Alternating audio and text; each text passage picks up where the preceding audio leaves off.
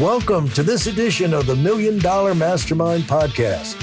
This is where we pick the brains of high achievers from all walks of life and get their hard-earned, real-world insights on winning. I'm your host, Larry Weidel. Anyway, so what's going through your mind when you hear me rant on like that? Larry, I think that's a foundation. I follow a man named Rabbi Daniel Lapin, who wrote a book called Thou Shalt Prosper. Yeah. And you want to make more money, find ways to serve more people. Serving more people, we use this as an overused word, especially in Christianity. Serve people, serve God. The definition of that is make somebody's life better. So if you're making somebody's life better, you're serving them. And most people get a job. It's very simple. I need to make money. I got a house payment. I got a car payment. I need to feed my family. No one walks into a job and says, you hire me, I'll make you more money. You hire me, I'll cut your cost. I'll make you more profit if you hire me. They don't think like that. They think wrong because all that owner wants to do is, I'm hiring you to make me money. Yeah. And we don't think like that. No, you hire me because I can make some money. I got bills to pay. And that's why so many people are unemployed and they stay unemployed and go unemployment because their thought process is, I don't want to serve the executive. I don't want to serve the boss. I just want to serve myself. And the thing that Rabbi Lapin really talked about is, if I walked into your office, Larry, and I saw all these plaques and all these trophies, I thought, wow, Larry's done something. He's accomplished something. Yeah. If you have money, dollar bills, $100 bills, Rabbi Lapin calls those certificates of performance. They are certifications that you're doing something to make somebody's life better. And money is a measurement of how many people you're helping. So if you're making $100,000 a year and I'm making $1 million, I'm bringing more value to people numbers wise than you are. Yeah.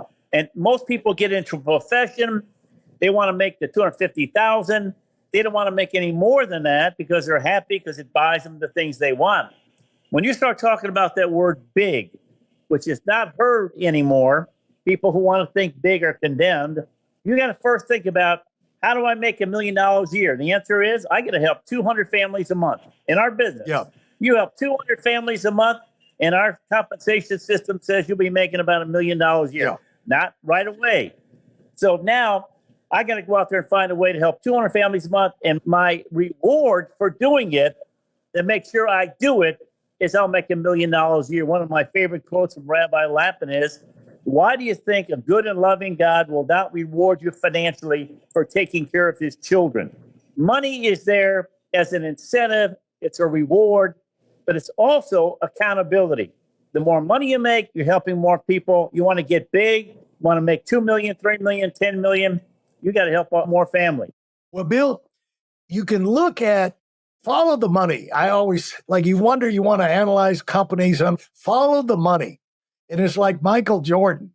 Why did he quit and go play baseball? He said, well, his father died. He'd won 3 championships. All the pressure was on. The rules in the NBA were something where they had this brutality, in the New York Knicks and the Pistons and the Celtics would beat up on him. His style of play was more graceful, yada, yada, yada. You know why he went to baseball? They were paying him like $3 million a year. Yeah, You know what they paid him when he came back? $30 million a year. that's right. So my thing is follow the money. And if you look at, now you probably know more about this than I do. I know nothing about it, but from observing from afar over the decades, it seems like those Silicon Valley companies have done something right, at least a lot of them have done something right with the way their compensation, because they had lower salaries a lot of times, but then bigger stock packages and bonuses and this, that, and the other. And so a lot of people, they got in there, they saw, this is how they got people to work around the clock, sleep in the office, and pull off these heroic breakthroughs, and Apple coming up with these products, everything. But you had thousands of people making hundreds of thousands, maybe millions, and their employees, they had a slot. And I remember the story, they wonder about how Sandy Weill worked such miracles in the 90s, no, the 80s. at American Express when he was executive vice president running American Express. People who worked for him, there were 1,000 people who became millionaires working for Sandy Weill. That was way back in the 80s.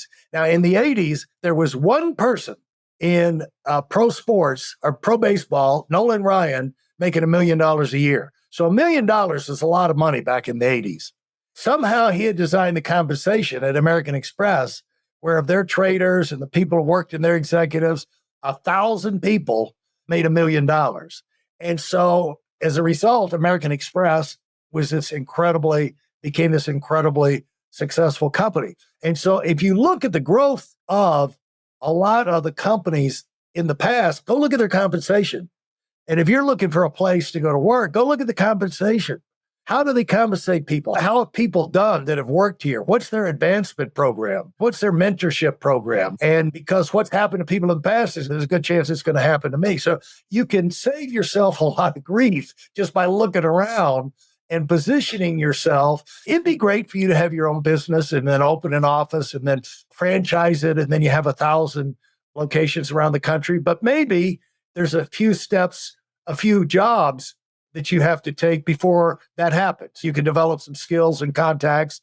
But when you look for that, make sure you're putting yourself in a position where there's a lot of brain power, there's a lot of energy, there's a lot of excitement, and there's a lot of opportunity, because that's what you want to learn. You want to develop all of that inside an industry that is going places, where the growth is a possibility. This comes down to you want to enjoy your friggin' life. And you're not going to enjoy your life if you can't have a chance to max out. Very few of us are going to have the chance to max out. I don't know if you're not a cyclist, you're not one of these following the Tour de France, but they've got a kid, they just did the Tour de France. And this kid, Pogacar, he just ran away with it. He won 5 of the 21 stages. And I saw him on the last stage where he had no reason to win. All he had to do was stay in the bike and he's going to win the Tour de France. He's so far ahead of his competition. But he was going to stay close to the guy who's in second place. And this guy's going to try and make up some time. He was going to try and break Pogacar. It was a monster straight up climb up for like 20 miles straight up. So Pogacar stayed close to him because he didn't want to, he had 5 minutes, but you could lose that time. So he said, I'm going to stay close to it. Well, so pretty soon they worked their way to the top of the pack, the end over the 120 kilometers or whatever it is, get to the end of the race. And Pogacar says, what the heck? He says, the day before he got up there and there was one guy, an American, who was like way ahead of everybody else. He said, nobody will ever catch him. And so Pogacar got ahead of the breakaway pack just by riding along. And then he said, how far away is that guy? He said, I think I'm going to go get him. He chased him down and beat the stuffings out of the guy, just ran away from him. So the next day, they got another straight uphill, 120 miles riding up mountains, and get to the end of that. And he's right there with Vingegaard, who's a second place guy again. And he said, surely he's going to let Vingegaard win this race, this one. Well, he got near the end and he'd been going along. They would work their way up there. He had so much energy. He just hammered down. He just couldn't stop himself. And it was electric, Bill. It was like, this is the guy, Vingegaard, won the last 2 Tour de France races. That's how good he is. He won the last 2. But this guy, Pogacar, had won the 2 before that. He just had a little bit of an injury and he wasn't at his best last year. So he gets up there with this guy. They get right to the finish, the last couple hundred yards of the Tour de France, and it's all straight uphill. He hit the pedal, and I jumped off the couch, just like, wow. It was just like, oh. Like the other guy, he was going downhill and the other guy was going uphill. He went away from him that fast. Very few of us get a chance to do something. We talk about doing something great in our life. That's doing something great with your life. Very few of us has a chance to do it. But if we don't prepare for it, if we don't put ourselves in position to do it, you never know. Now, he said, if you had told me, he said, I came into this tour, I wanted to win the tour, but he said, I didn't care about winning any individual races. But he wound up winning 5 individual races. And the last one, he did hammer down.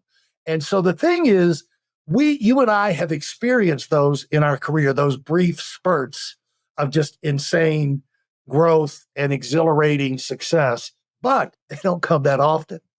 but you got to put yourself in a position for it. And if you keep working for it, they can come if you make the right choices. But they're not going to come if you're in a crap company, you're in a mediocre industry, a dying industry, and you haven't made up your mind to go for something great. You're not talking to people. You're not setting yourself up with friends, getting your input from people that are doing great things. This is by design that you can have, but you can have greatness in your life if you make the right choices and you make up your mind to go for it. So anyway, what am I trying to say there, Bill?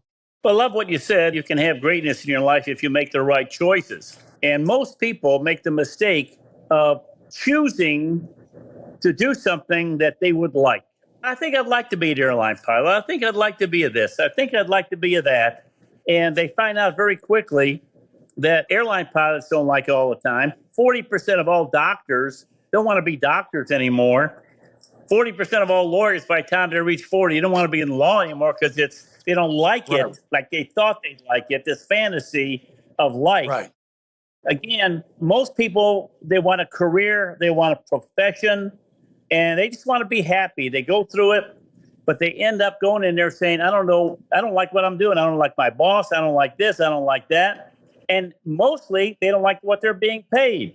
Well, they didn't get in it for the money, but they get out of it because there's no money in it. Yeah. I'd like to thank you for listening to part 2 of this episode of the Million Dollar Mastermind podcast. Timing is everything. You may feel that now is a time to get moving forward so you can do something even greater with your life. Now, if that sounds like you, I've got a free training video to show you how that transformation can take place. Getting introduced to how the cycle of success works has been a major transforming event for so many current million-dollar earners. And that's exactly what this video is all about. And yes, it's completely free. Join us at the video at WeidelOnWinning.com. And thanks for being part of our community.